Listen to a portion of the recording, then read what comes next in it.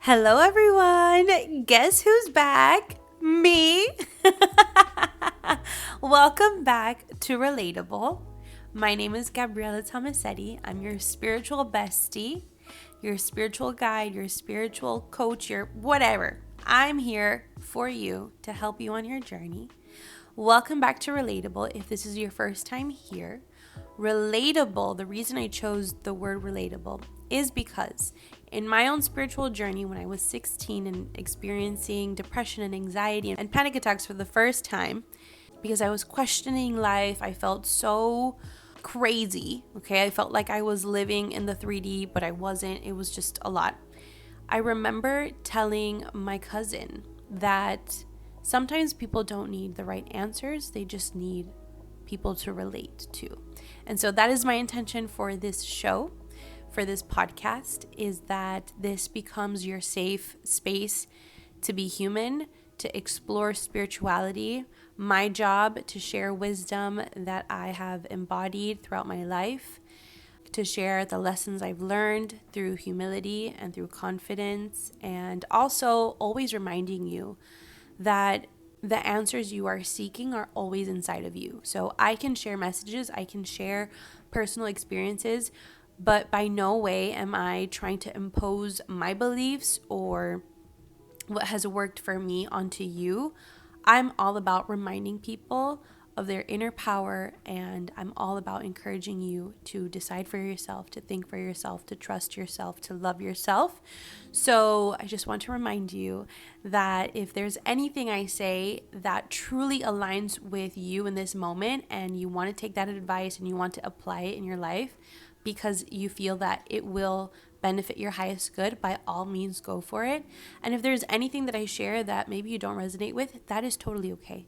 I just want to clarify that there is a tone in this channel that is all about respect. We don't have to fully align with each other. We just have to respect each other as human beings, as souls. And that's what all of this is about. So now that that's out of the way, welcome back, you guys. It's been like 2 years since my last episode on Rellatable, and I'm so deeply excited and so motivated and so happy to start recording again. I have been so consistent on TikTok lately, and I thought bringing back the podcast would be so beneficial to the content that's already out there on TikTok. I feel like I've been needing a platform to have a longer conversation so people really get to know me as a person, as a teacher, as a guide, as their best friend, their spiritual bestie. Because there's only so much you can get from someone in like a minute or even 5 minutes. So with these longer formats, we'll have more conversations. Please feel free to share your thoughts, again, keeping respect in mind and kindness. And yeah, we're going to be diving into spirituality. We're going to dive deep into different aspects of our lives: family, love, friends, money, self-esteem, all of these things, and finding the spiritual thread behind it all. So today we're going to go into it and we're going to talk about what even is spirituality, okay?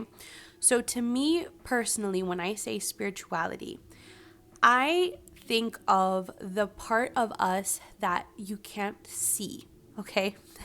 And I think that that's why people have trouble with these concepts, is because our 3D human nature wants proof, wants physical proof, you know? But that's what faith is all about, is trusting in a higher power or trusting in something that is much bigger than you and so incredibly divinely intelligent that it's trusting in what you can't see, but you know is always supporting you. So I personally believe in Christ consciousness, okay? And in this episode, I want to explain to you how I got there and how I've learned to believe this as true to me. Again, what I told you guys, what I believe does not mean that you have to believe it. This is my truth. This is what brings me peace and what has made me a better human being, not only for myself, but for the world around me. And just so you know where I'm coming from, I want to give you a little bit on my background. So I was raised Catholic, and then I became Christian when I was older with my brother, okay? So I just want you to know the way that we were raised in my house was always to believe in God and always to believe in Jesus, okay? So whether we went to one church or the other, it's always been God and it's always been Jesus. So I've gone to church my whole life, and for some reason, I felt like it didn't matter how many times I would hear about Jesus. In my spirit, I felt like I didn't really know him. Like I didn't really have a bond with him. And I would always pray. I'm not making this up. I would always pray to Jesus and say, Jesus, I want to know you. I want to know you. I really want to know you. I want to have such a close relationship with you. I want to know you. And I don't know why I would pray that other than just feeling like a disconnect, but like loving Jesus so much to call on to him and to have that relationship. And mind you, I was going to church. I was Christian. I loved my church, loved it. So it's not that anything happened to push me away from a church. I loved and looked forward to going to church every Sunday with my brother. Like I loved it, you know?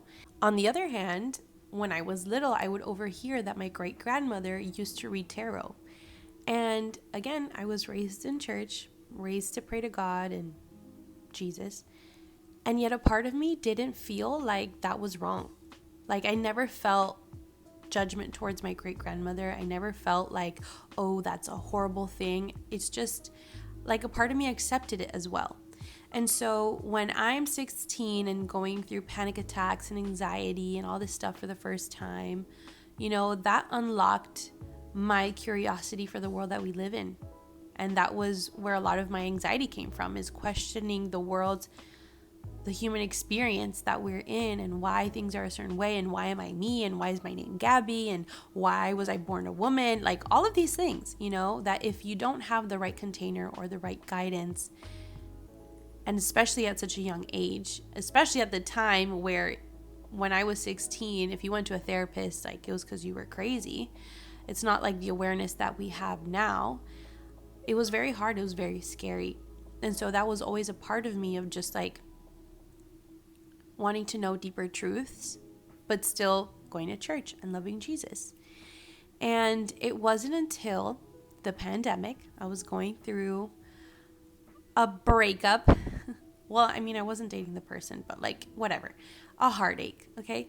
And I started questioning a lot of my self-worth. And here's the thing, for a spiritual awakening, it's called the dark night of the soul. For that to happen, usually it's when someone close to you passes away, when you go through a breakup, like a major breakup, or when there's like tremendous financial loss or like your career loss or whatever, because all of this breaks down or chips away at your idea of your identity, okay? And that's why it's called an ego death, and it's a whole thing. But all of this to say that in my awakening, again, going to church, loving Jesus, singing all the songs, like loving it, life was throwing information at me about Christ consciousness. And I remember clear as day, I was on YouTube and there was this video of a man called Michael Murdad, which is a teacher, and he looked like Jesus, or he looked like what we are taught to believe what Jesus looked like. And it was about spirituality, like Christ consciousness, like Christ and spirituality. And I was like, wait, these are the two aspects of me that I feel exist. And when I watched the video and learned about Christ consciousness, it all made sense. So if anyone wants to know if this is something that I made up or I just have been imagining myself or how I ended up here, the reason I know that this is real for me is because I didn't search it. I was happy where I was at, but the information found me. And once the information on Christ consciousness came to me, all of the awakening started. And it was tough. I'm never going to try and tell you that it's all easy and it's all beautiful and it's all like so, fairy tales and it's just easy. No, like when you wake up spiritually, it is so incredibly painful, okay? Because your perception of your identity, your perception of the world that you've been living in, it falls away. And that is so scary.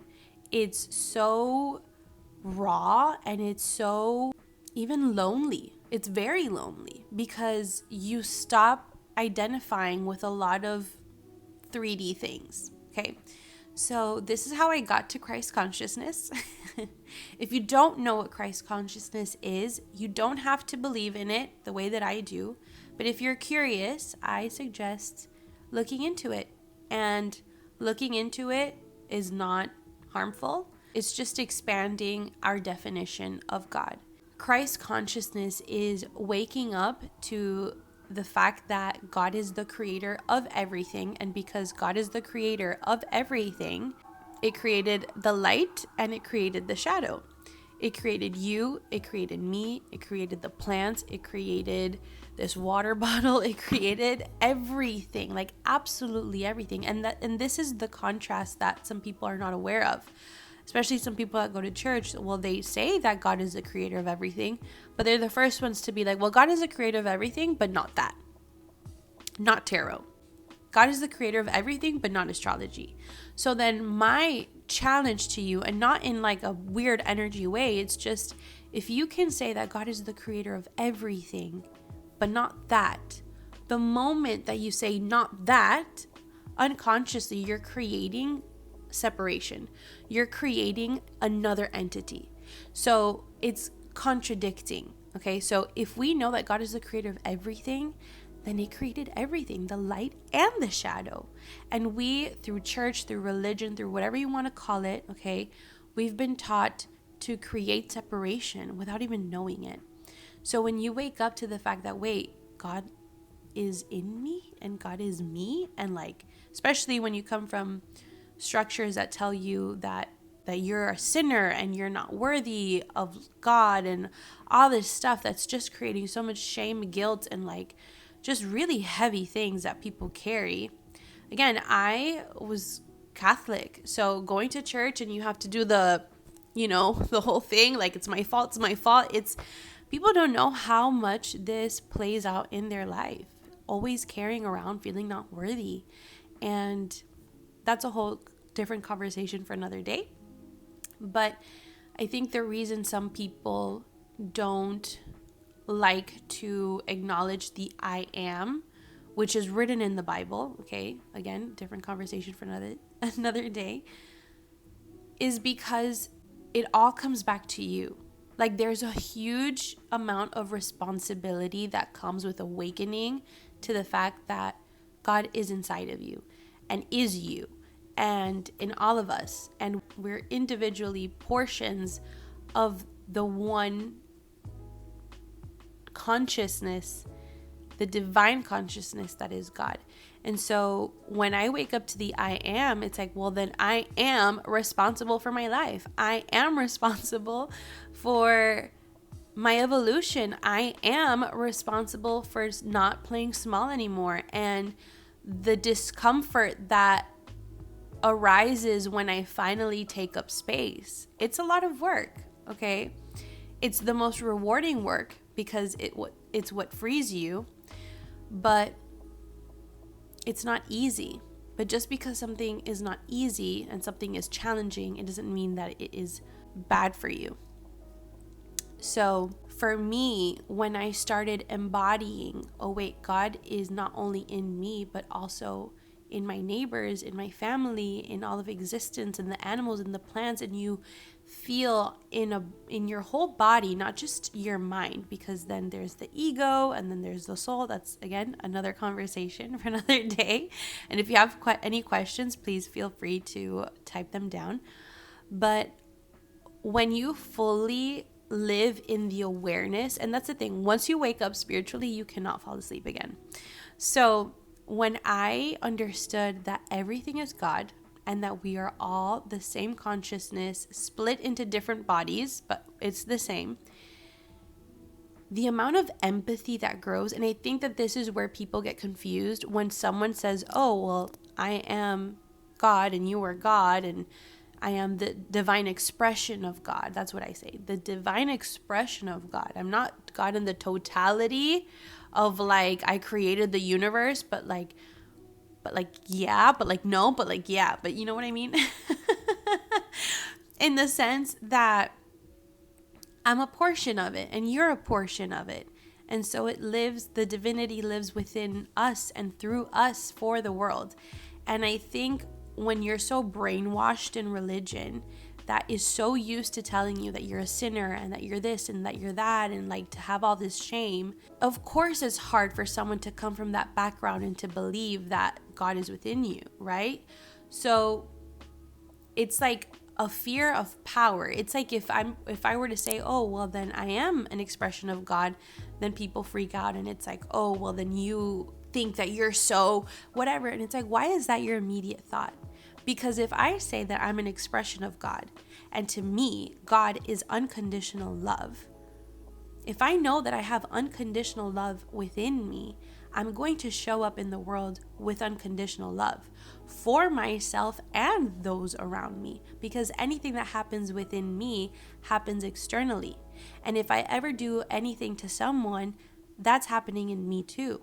You know, so it's like the amount of empathy that grows within us, the amount of love, of compassion for those around us and for ourselves, because that's another thing in religion. We're taught to be selfless as this like incredible thing. And when you live life selflessly, where you do not pay attention to your own needs and your own pain and your own feelings, and you're just catering to everyone else, you're neglecting the fact that you are God's creation as well. And so when we awaken to the I am, that is the divinity within us, I get to honor me. I get to love me. And just because I love me, it doesn't mean that I don't love those around me. That's the whole thing with confidence. We're taught to humble ourselves, but it's like, why do I have to deny the fact that I do have talents and I do have a lot of love within me and that I am a smart person and that I am beautiful? Why does the recognition of that and saying that and being aware of it and owning it automatically mean that everyone else around me is not that? That is not the case at all. Like, just because you have self-esteem and you love yourself and you like yourself, because that's another thing. We say that we love ourselves and you can care for yourself, but do you even like you? You know? So when you deeply fall in love with you as the creation of God, that you are so perfect just because God makes no mistakes, you can take up space in that and also celebrate those around you. And we can all be magnificent and we can all have beautiful, healthy, high self-esteem without comparing, without competing, without the jealousy, just celebrating ourselves and each other and celebrating the divinity that exists within us all. So this is what I have to say on Christ consciousness. This is my welcome back to Rellatable. I'm in my mom's apartment. I wanted this to be intimate, and I'm on my little mic from my headphones because genuinely I just wanted to get started on having these conversations and just saying hello again, and so excited to see where these conversations will lead us to. And truly, before I record anything, I set the intention that this may serve not only my highest good, but yours as well. So I love you. I hope that you have a beautiful day and that you tune in for the next Rellatable episode coming out next week. I love you. Stay safe and know that God is not only always on your side, but is inside of you. It's literally written in the Bible.